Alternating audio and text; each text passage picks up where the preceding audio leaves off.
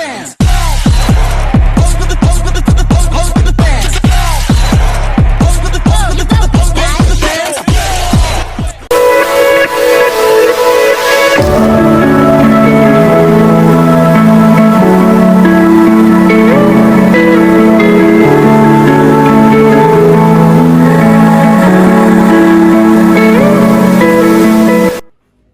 Pada hari ini kami akan membentangkan siri pertama yang bertajuk Perkembangan Pendidikan di Malaysia.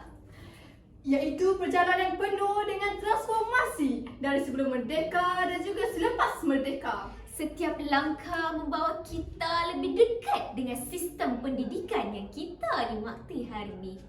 Mari kita saksikan siri pertama ini yang membawa anda menyelami sejarah yang membentuk identiti pendidikan di negara kita.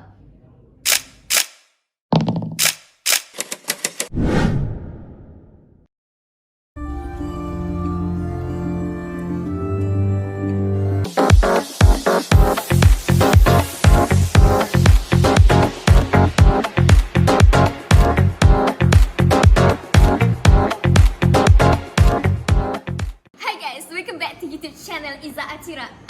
Mantap! Mantap. Okay, so guys, pada hari ini kita akan membentangkan satu tajuk yang sangat menarik. Oh my god! Wow! Okay? Jadi sebelum kita mulakan podcast kita, jangan lupa tekan button subscribe dan notification untuk nantikan episod yang akan datang. Jadi tanpa membuang masa, mari kita tengok dan kita saksikan tetamu-tetamu khas yang dibawa pada episod kali ini. Inilah tetamu-tetamu khas yang dibawa pada episod hari ini. Jadi kata orang tak kenal maka tak cinta ya? Tak kenal, maka tak cinta. Jadi mari kita perkenalkan tetamu-tetamu khas ini ya. Yang pertama ini berasal daripada Universiti Malaya. Wow! InsyaAllah. Yang bernama Auni. Cantik manis orangnya. Di sebelah sana, walaupun diam-diam, ubi-ubi berisi ya. Okey. Nama beliau merupakan Afaf yang berasal daripada Universiti Islam Antarabangsa. Nice. Jadi, kita tahu topik podcast kita pada hari ini adalah untuk membincangkan tentang perkembangan pendidikan di Malaysia. Ini parah ni. Soalan kepada tetamu-tetamu khas ini. Okey, soalan pertama akan diajukan kepada Puan Auni. Okay. Auni, dari pandangan anda, bagaimanakah sistem pendidikan ini berkembang dari semasa ke semasa dan apakah impak positif yang kita dapat lihat pada hari ini? Okey, terima kasih Eza atas soalan tadi. Okey, kalau nak tahulah kan, sistem pendidikan Malaysia ni telah banyak melalui perubahan dari segi kurikulum dan juga pendekatan pengajaran. Macam tu. Lepas tu, dari penggunaan silibus yang lebih relevan dan juga lebih menjurus kepada pendidikan STEM. Pada abad ni, dia telah memulakan pengenalan untuk murid-murid ini lebih menceburi dalam bidang STEM. Contohnya sains, matematik, robotik, semua tu. Macam tu.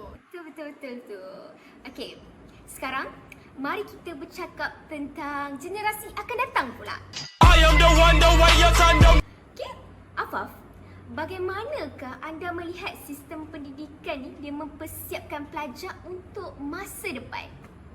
Okey, saya suka sangat dengan soalan tu. Okey, baiklah, sebenarnya kalau kita perasan, generasi akan datangnya akan memerlukan, akan bergantung sangat-sangat kepada kemahiran yang berbeza daripada sebelum-sebelum ni. Sebab apa? Sebab seiring bergeraknya berubahnya zaman, seiring itu berlaku perubahan dalam generasi kita kan. Jadi generasi akan datang akan sentiasa memerlukan kreativiti dan kreativiti dan juga pemikiran kreatif dan juga digital. Sebab betul kan, sebab zaman sekarang pun kita dah banyak bergantung dengan digital, bukan?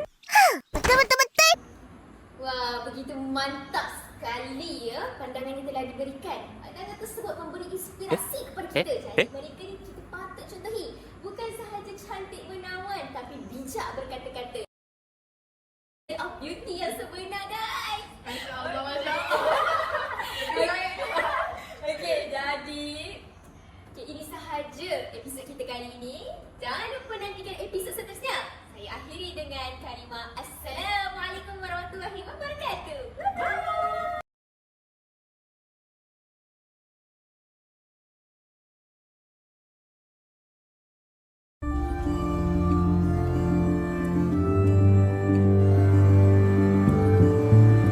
بيقلي إني الأحلى والبنت اللي بيرتاح لها بيطلع كذاب وما بينحب.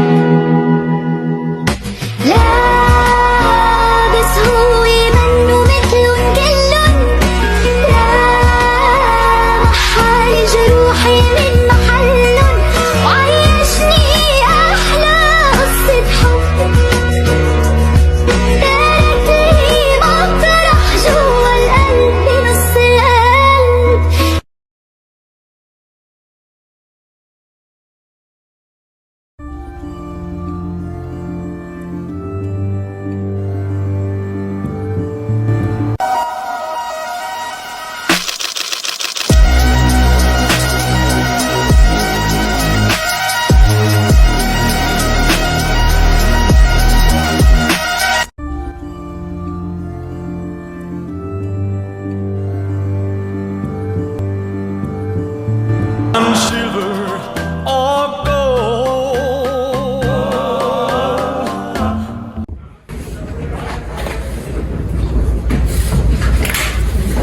Thank you all for coming. Thank you. May I have a seat, Mr. Thompson?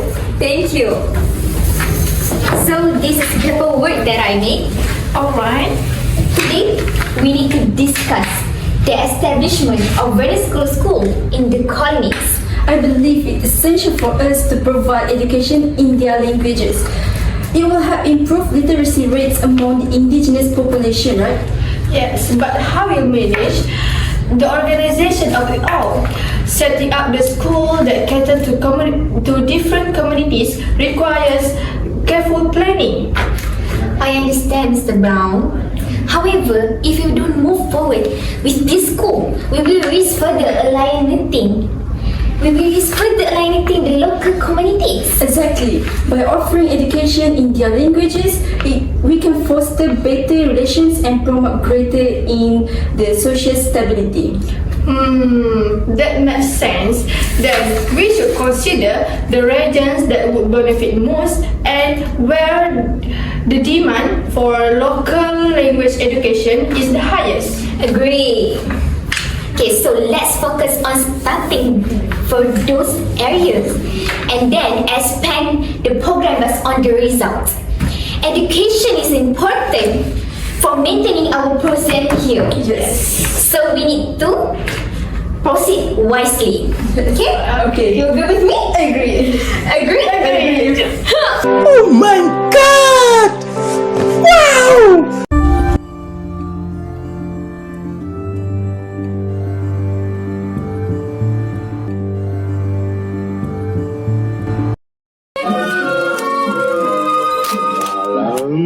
बुलंद di pajar bintang. निकली है दिल से दुआ रंग दे तुम है गेरुआ 我们不一样，每一个人都有不同的境遇。 So lock the door and throw out the key. Can't fight this no more. It's just you and me.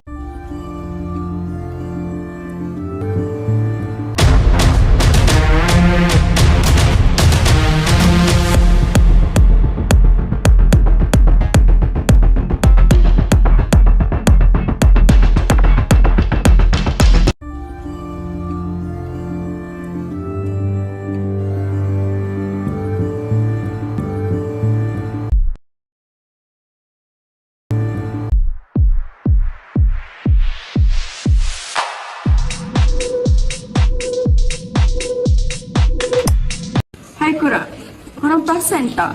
Sekarang isu laporan Cisimen tahun 1946 dah bangkit balik. Pendudukan tentera Jepun di negara kita, di mana mereka ni nak ambil alih negara kita perlahan-lahan dengan mengambil menjadikan bahasa mereka, bahasa Jepun adalah bahasa yang perlu kita pelajari dalam pendidikan. Jadi, sistem pendidikan negara ni mengalami perubahan apabila tentera Jepun menyerah kalah. Maknanya, tanah Melayu ni dikembali balik kepada British pada tahun 1945. Korang nak tahu satu lagi, British telah melakukan satu perubahan untuk menyatukan semua rakyat dekat tanah Melayu pada waktu itu. Antaranya ialah laporan Cheeseman. Laporan Cheeseman ni diasaskan oleh H.R. Cheeseman iaitu Menteri Pendidikan pada tahun 1938. Tujuan laporan Cheeseman ni diadakan adalah untuk menjamin setiap jenis sekolah pada tanah Melayu tu dapat diperkembangkan sepenuhnya. Okey, kalau korang nak tahu cadangan yang ada kat dalam laporan ni, yang pertama adalah pendidikan rendah diberi secara percuma kepada kanak-kanak di sekolah bernakula. Lepas tu, kanak-kanak pula dibenarkan menggunakan bahasa ibu dan masing-masing. Mata pelajaran sains wajib dimasukkan dalam sukatan pelajaran, dan yang terakhir sekali, subjek amali mesti dimasukkan dalam kurikulum bahasa Inggeris.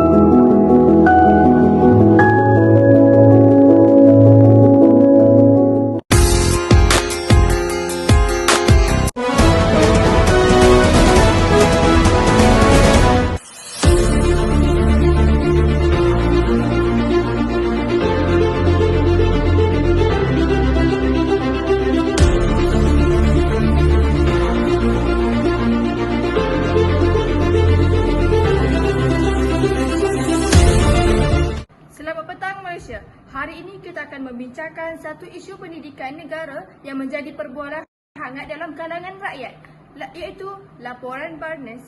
Laporan Barnes yang dibentangkan pada tahun 1950 telah mencetuskan pelbagai reaksi, terutama sekali berkaitan sistem pendidikan vernakular. Untuk mengupas lebih lanjut mengenai perkara ini, kami telah menjemput seorang wakil daripada Kementerian Pendidikan, Encik Ahmad, untuk memberikan penjelasan mengenai intipati laporan tersebut. Selamat datang, Encik Ahmad. Terima kasih. Baik, laporan Barnes pada tahun 1950-an mencadangkan supaya sekolah-sekolah vernakular, iaitu sekolah Cina, Tamil dan Melayu, digantikan dengan satu sistem sekolah kebangsaan yang menggunakan bahasa Melayu dan Inggeris sebagai bahasa pengantar utama. Tujuannya adalah untuk mewujudkan perpaduan dalam kalangan semua kaum di Malaysia melalui satu sistem pendidikan yang seragam. Okey, terima kasih Encik Ahmad atas penjelasan sebentar tadi. Okey, soalan yang kedua, kenapakah kerajaan pada masa kini mementingkan dan merasakan perlunya sistem pendidikan yang seragam? Boleh Encik Ahmad terangkan? Pada masa itu, sistem pendidikan kita sangat terpecah-pecah di kaum. Sekolah Melayu menggunakan bahasa Melayu, sekolah Cina menggunakan bahasa Mandarin dan sekolah Tamil menggunakan bahasa Tamil. Ini menunjukkan jurang yang besar antara kaum dari segi bahasa dan budaya. Laporan Barnes mencadangkan agar satu bahasa pengantar, iaitu bahasa Melayu, diperkenalkan supaya semua rakyat dapat berinteraksi dan memahami satu sama lain dengan lebih baik. Tapi yang kita sedia maklum bahawa cadangan ini telah mendapat tentangan daripada kaum Cina dan Tamil. Bolehkah Encik Ahmad jelaskan reaksi mereka masa mengetahui tentang laporan Barnes ini? Ya, benar. Masyarakat Cina dan Tamil pada waktu itu merasa bimbang kerana mereka khawatir budaya dan bahasa mereka akan terhapus jika sekolah vernakular ditutup. Walaupun laporan Barnes berniat baik untuk menyatukan masyarakat, ia menimbulkan kebimbangan tentang hak pendidikan dan bahasa kaum minoriti. Inilah yang membawa kepada pembentangan Laporan Finyu pada tahun 1951 yang mencadangkan agar sekolah vernakular dikekalkan, namun dengan pengajaran bahasa kebangsaan diperkuatkan. Okey, baik Encik Ahmad. Okey, terima kasih atas penjelasan sebentar tadi. Okey, jadi bagaimanakah kita melihat kesan daripada laporan Barnes dan juga laporan Finyu terhadap sistem pendidikan kita hari ini? Kedua-dua laporan ini memainkan peranan penting dalam membentuk sistem pendidikan kita. Walaupun cadangan laporan Barnes tidak sepenuhnya diterima, ia membuka perbincangan penting tentang perpaduan melalui pendidikan. Laporan venue pula memberi penyelesaian yang lebih seimbang dengan mengekalkan sekolah bernegula sambil memupuk perpaduan melalui pengajaran bahasa kebangsaan. Hari ini, kita masih meneruskan usaha untuk membina perpaduan di kalangan pelbagai kaum sambil memastikan setiap kaum dapat mengekalkan bahasa dan budayanya. Terima kasih Encik Ahmad atas penjelasan yang sangat berguna sebentar tadi. Okey, jelas sekali yang kita dapat laporan Barnes juga laporan Venwu mempunyai impak yang besar terhadap pendidikan kita pada hari ini. Okey, dan usaha untuk mencapai keseimbangan antara perpaduan dan kepelbagaian bahasa masih diteruskan hingga hari ini. Terima kasih kerana menonton berita ini. Saya Auni Adia melaporkan untuk Berita Harian. Selamat malam.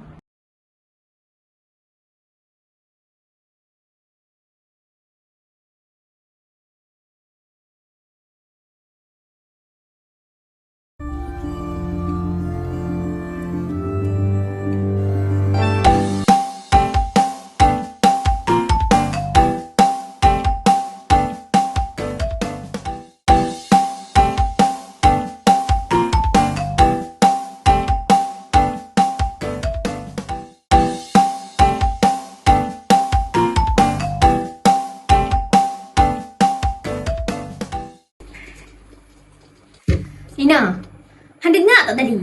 Berita tadi, laporan Barnes. Itu kata dah, Deba buat sekolah semua guna bahasa Melayu saja. Macam mana dengan sekolah Tamil aku? Habislah kalau macam ni. Anak-anak aku habislah payah nak belajar. Dek. Betul Mak, saya setuju sama kamu Priya. Mana boleh biar semua sekolah di Malaysia ni tukar kepada bahasa Melayu. Macam mana dengan anak saya nanti, mereka semua masih tak pandai lagi dalam bahasa Melayu. Mereka tak fasih. Ini memangnya tidak adil. Ayah.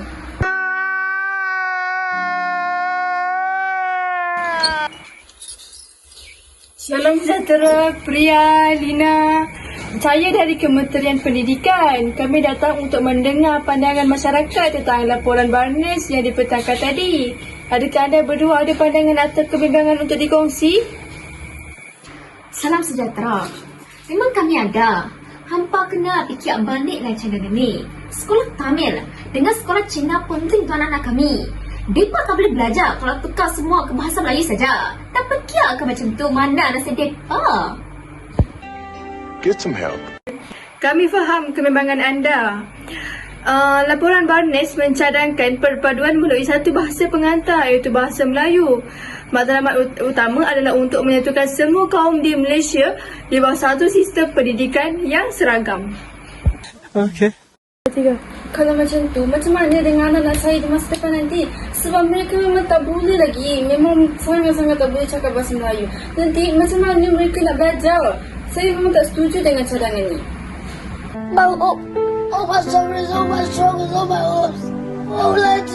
Sebab itulah selepas laporan Barnes ada laporan Venwu pada tahun 1951 yang bertujuan untuk menyeimbangkan keperluan kaum Cina dan Tamil. Laporan Venwu mencadangkan untuk mengekalkan sekolah vernakular dengan pengajaran dalam 3 bahasa iaitu Melayu, Cina, Tamil. Ini untuk memastikan bahawa identiti budaya setiap kaum tidak terjejas.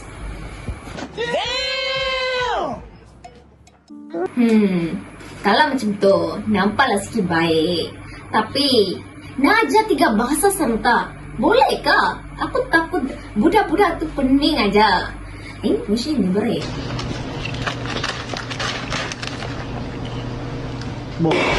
Kami faham keperluan anda, sebab itulah dengan adanya laporan Venwu ni, ia dirumuskan untuk memastikan perpaduan tidak mengorbankan antara satu sama lain, tidak mengorbankan bahasa dan budaya kaum lain. Saya akan bawa suara hati anda ini ke peringkat kementerian. Terima kasih atas pandangan anda berdua.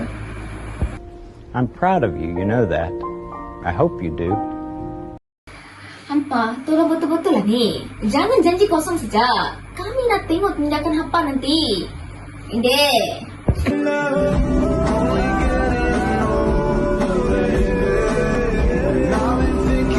Saya pun setuju macam tu.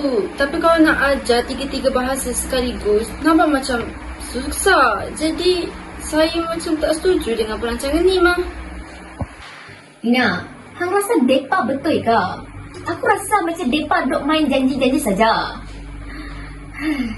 Itu tu, jangan janji saja, Ma. Yang penting kerajaan kena adil dalam melakukan tindakan.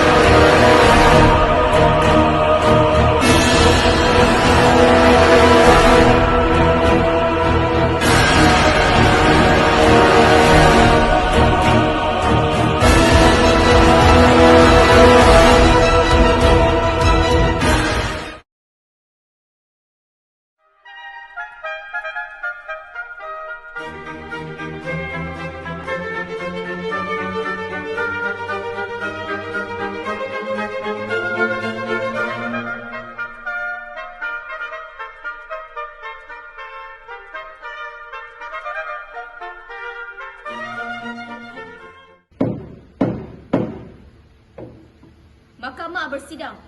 Peguam pembela, mula. Baiklah, terima kasih ya Arif. Ordinans Pelajaran 92 ini adalah satu langkah penting dalam sejarah pendidikan negara kita. Kerana ia cuba menyelaraskan sistem sekolah bernakula dan juga kebangsaan untuk memastikan peluang yang adil dan saksama dapat diberikan kepada semua kaum di dalam Malaysia.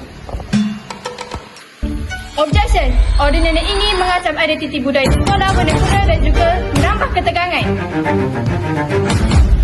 Mari kita lihat fakta ya Arif. Fakta Ordinans Pelajaran 1952 telah memperkenalkan kurikulum yang dapat memberi ruang kepada sekolah bernakula untuk berfungsi dalam bahasa masing-masing.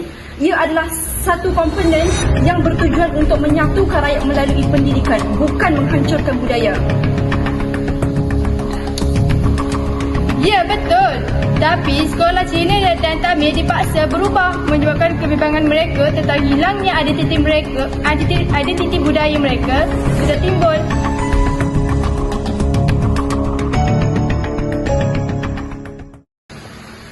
Saya seorang guru pada 1952. Saya melihat ordinan ini menyatukan pelajar dari semua latar belakang dan memberi peluang pendidikan yang sama rata walaupun ada cabaran. Adakah kita boleh mencapai perpaduan tanpa mengorbankan identiti budaya? Itu persoalan hingga kini. Mahkamah ditangguhkan.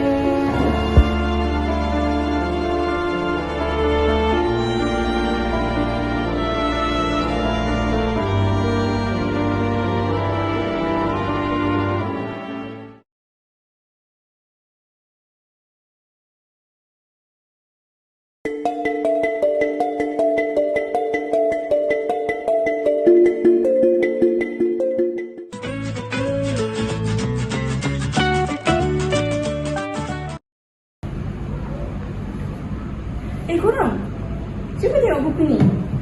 Apa benda kau nak cakap? Tengok ni, kat buku ni dia cerita pasal penyata Razak 1956. Kata buku ni dia yang buat sistem pendidikan kita macam sekarang ni. Alah, boring lah benda sejarah macam ni. Apa yang pentingnya?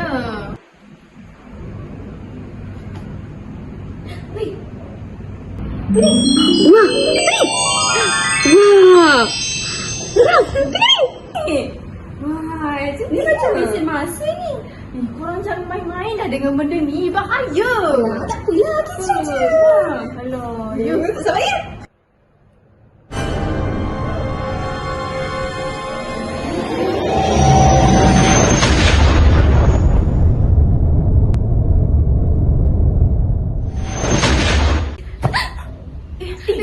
Kat mana ni? Ni sama dulu ni. Ni tahun 1956 ni. Macam mana kita boleh sampai sini? Alah, mana kita tahu? Korang dengar tak? Apa? Tu suara Tun Abdul Razak tengah bercakap pasal penyanyi Razak. Apa dia cakap? Apa betul Jom, kita tengok. Okey, jom. Ikut. Kita sembunyi-sembunyi dengar. Kita sorok-sorok. Kita nak tahu, betul tak zaman ni adalah zaman punya terasa?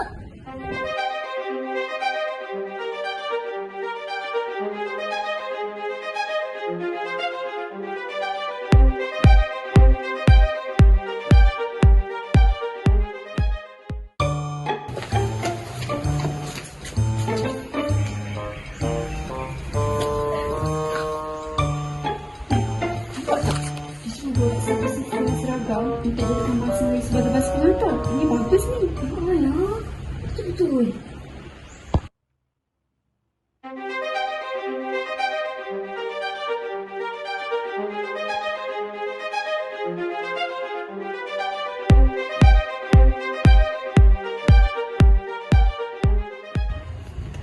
Saya tak setuju.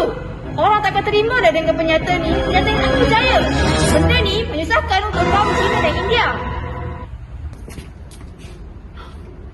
Oh tidak. Kalau pernyataan ni tak berjaya, maksudnya kita berjajah sebelah nanti. Kita ni kena buat sesuatu. Ish, jadi ni. Kita kena halang ni. Jaga ni. Memang tak percaya.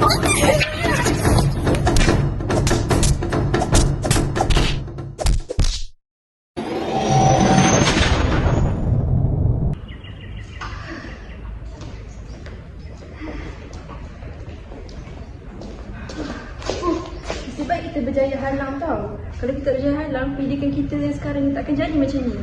Itulah aku tahu yang kena jadi penting. Sistem pendidikan masih tidak pun. Kita ikut pernyataan tu lah. Tak sangka kita jadi hero sejarah. Ni barulah Indonesia.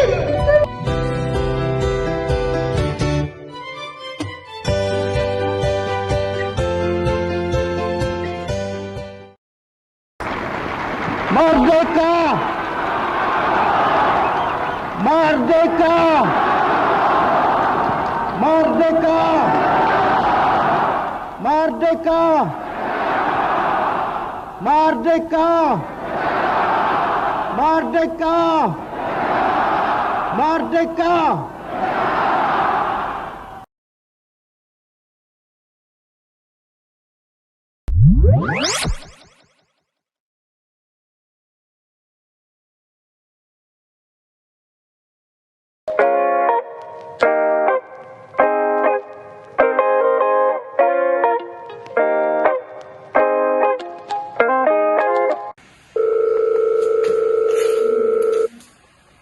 Assalamualaikum Tika.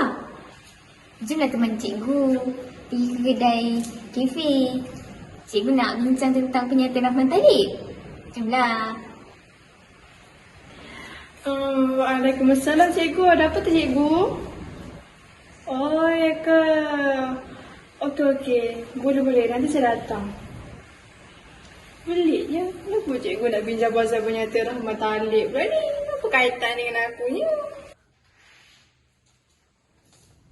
Dari matamu kulai jatuh cinta. Jomlah teman kita pergi lepak petang ni. Nak cerita pasal pernyataan Rahman Talib. Kat kafe. Seorang je ke? Tak, ajak semua budak ni. Nama Fika. Kenal kan? Jom.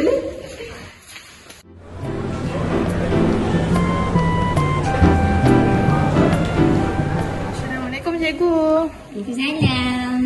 Ni nak tanya. Kenapa kita nak cakap pasal pernyataan Rahman Talib ni? Apa yang penting sangat? Afika, bukan semua benda kita boleh belajar dalam kelas ni. Kadang-kadang topik besar macam ni lah lebih senang kita berbual kat kedai kafe ni. Lagipun pernyataan Rahman Talib ni lah yang menyebabkan kamu belajar dalam bahasa kebangsaan sekarang. Jadi kamu patut bersyukur. Jadi apa isi kandungan pernyataan Rahman Talib ni cikgu? Inilah cikgu nak semangat bercerita. Pernyataan ni dia dikeluarkan pada tahun 1960 sebagai lanjutan daripada laporan Barnes. Fokus utamanya adalah untuk memperkasakan sistem pendidikan kebangsaan dengan bahasa Melayu sebagai bahasa pengantar. Semua pelajar dan pelbagai kaum perlu belajar bahasa ini supaya lebih bersatu. Jadi sebab tu lah kita ada kurikulum seragam dan pendidikan wajib sekarang ya. Betul tu Afiqah. Saya sendiri dulu belajar kat sekolah masih lagi bercampur-campur bahasa. Tapi sekarang ni hampir semua kami guna dalam bahasa Melayu. Itu adalah salah satu perubahan yang berlaku disebabkan penyata Rahman Talib. Tepat sekali. Absolutely correct. Selain itu, Rahman Talib juga mahu memastikan semua pelajar berpeluang belajar tanpa mengira kaum. Sistem ini juga membantu untuk membentuk perpaduan melalui pendidikan.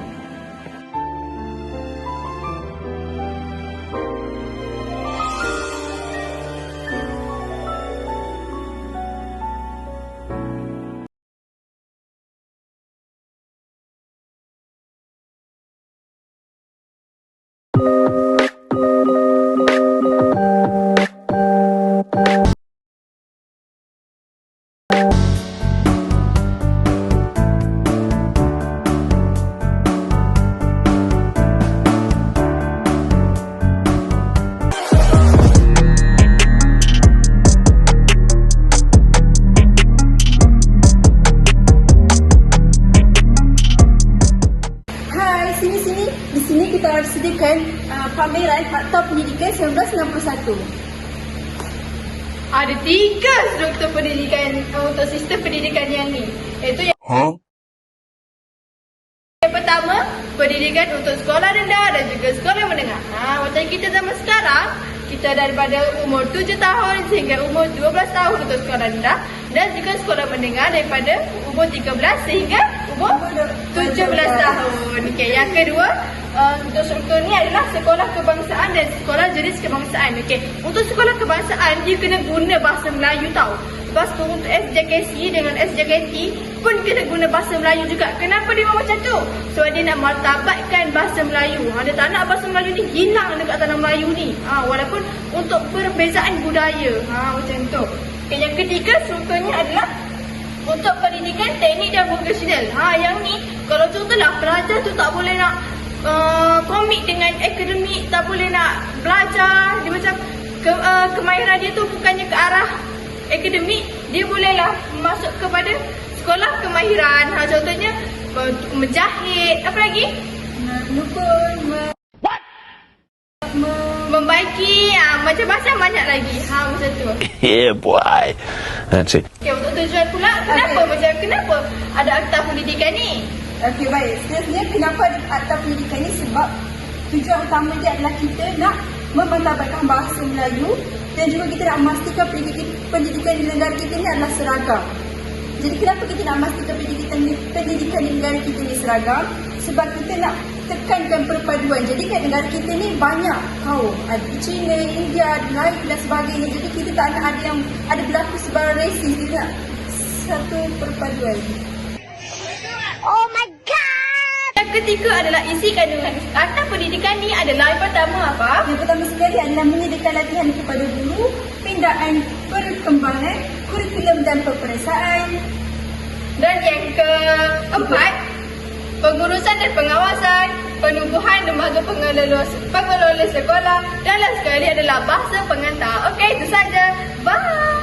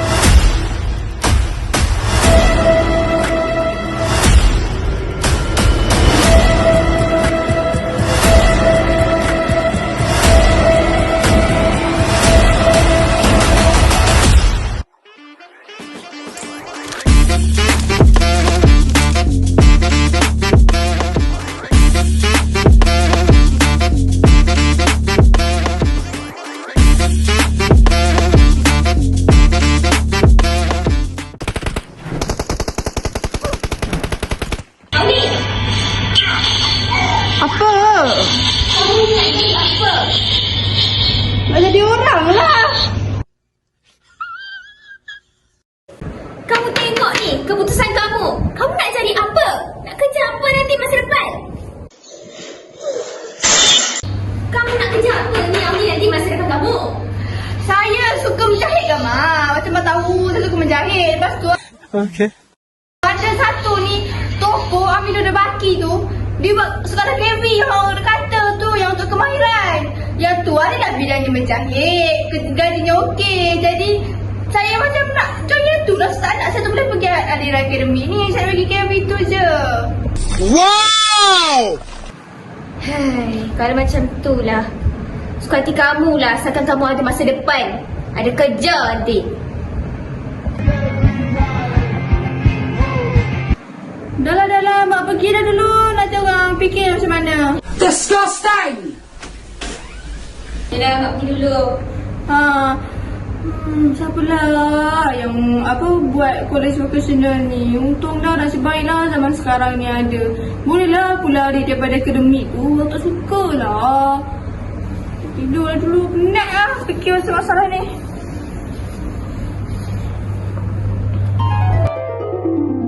Saya, Amin Diden Baki, menolak sistem pendidikan vernacular yang berteraskan dasar pecah dan perintah. Hari ini saya akan menunjukkan laporan saya, yang mana dalam laporan ini saya mencadangkan yang pertama, umur berhenti sekolah dinaikkan sehingga umur 15 tahun. Seterusnya, pengajaran sekolah menengah rendah dinaikkan sehingga 3 tahun.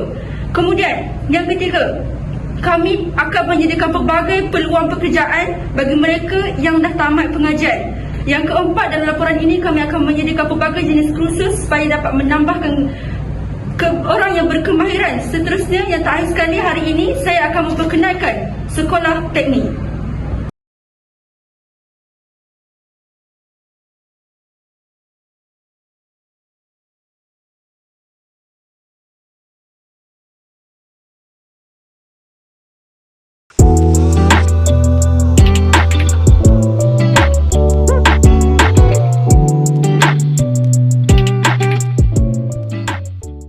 Liza, awak tengah buat apa tu? Masa tengah rehat ni kan masa untuk kita makan. Tapi awak main phone pula.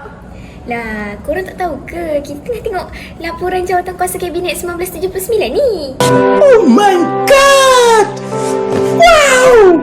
Kalau korang nak tahu kan, laporan jawatan kuasa ni dia terbentuk hasil daripada maklum balas daripada laporan jawatan kuasa 1974. Nice. Pembentukan jawatan kuasa Kabinet ni kan, dia dilancarkan oleh Dr. Mahathir. Waktu tu Dr. Mahathir menjadi Menteri Pendidikan. Kenapa jawatan kuasa ni terbentuk? Pembentukan jawatan kuasa 1974 ni pada awalnya dia terbentuk disebabkan oleh berlakunya peristiwa rusuhan kaum pada 13 Mei 1969. Tapi kan Liza, dengar kata jawatan kuasa Kabinet ni dia mengandungi 3 kemahiran asas yang diringkaskan menjadi 3M. Okay. Faf, awak tahu ke apa 3M tu?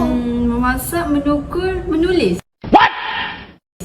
Apa benda? Tu salah. Tu satu je betul. Bukan masak. Habis tu? 3M ni membaca, mengira, menulis. Baca, mengira, menulis. Dia nak tekan 3 ni biar semua orang pandai dekat Malaysia ni. I'm proud of you, you know that. I hope you do.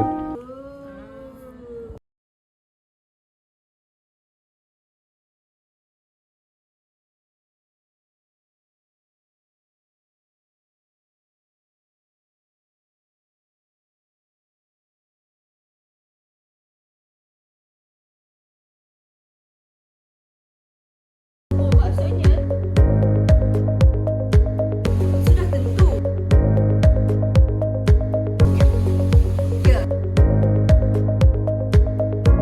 Assalamualaikum dan selamat sejahtera kepada semua yang hadir. Terima kasih kerana bersama-sama dalam forum kita hari ini yang bertajuk Akta Pendidikan 1996 Memacu Pendidikan Berkualiti di Malaysia. Kita sangat beruntung kerana bersama dengan 2 tokoh yang hebat, iaitu yang pertama YB Menteri Pendidikan Fadlina Siddiq dan yang kedua bekas Perdana Menteri Tun Razak Muhammad Jidin. Terima kasih kerana sudi hadir untuk berkongsi pandangan. Tanpa membuang masa, kita terus ajukan soalan yang pertama kepada YB Fadlina Siddiq. YB, bolehkah YB terangkan sedikit tentang latar belakang Akta Pendidikan 1996 ini? Sudah tentu, Akta Pendidikan 1996 ini adalah satu perundangan yang menggantikan Akta Pendidikan tahun 1961. Ia diperkenalkan untuk memperbaharui dan memperkemaskan lagi sistem pendidikan kita di Malaysia ini. Terima kasih atas jawapan sebentar tadi oleh YB kita.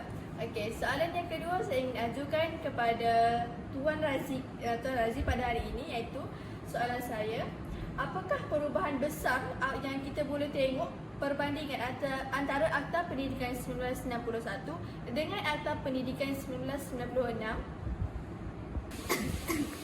Sudah tentu. Perbezaan utama adalah pada penekanan kepada kualiti pendidikan dan pelaksanaan sistem baru seperti kurikulum bersepadu sekolah rendah KBSR dan kurikulum bersepadu sekolah menengah KBSN. Oh, maksudnya Tuan, Akta Pendidikan 1996 ini lebih menumpukan pada kualiti? Oh, maksudnya Tuan, Ya, betul. Akta 1991 lebih fokus kepada penyediaan infrastruktur asas, manakala Akta 1956 lebih menekankan kualiti pengajaran dan pembelajaran. Contohnya, terdapat lebih banyak program latihan untuk guru dan penilaian yang lebih ketat. wah, nampaknya Akta Pendidikan 1996 ini memang membawa banyak sangat perubahan positif kepada pendidikan kita di Malaysia. Tapi, bagaimana pula dengan isu-isu seperti tekanan kepada pelajar, ya YB? Ya, memang ada pandangan yang mengatakan pelajar itu lebih tertekan dengan sistem baru kita ini. Namun pihak Kementerian Pendidikan sentiasa akan berusaha untuk mencari keseimbangan antara kualiti dan kesejahteraan bagi pelajar. Terima kasih YB Fadlina Siddiq atas jawapan YB sebentar tadi. Jelaslah sekali, Akta Pendidikan 1996 ini memainkan peranan besar dalam membentuk masa depan pendidikan negara. Sebelum kita menyelesaikan forum ini, saya ingin mengucapkan ribuan terima kasih kepada kedua-dua panelis kita hari ini atas pandangan yang sangat bernas dan menyeluruh. Semoga perbincangan kita hari ini memberi manfaat kepada semua yang hadir. Sekian, terima kasih.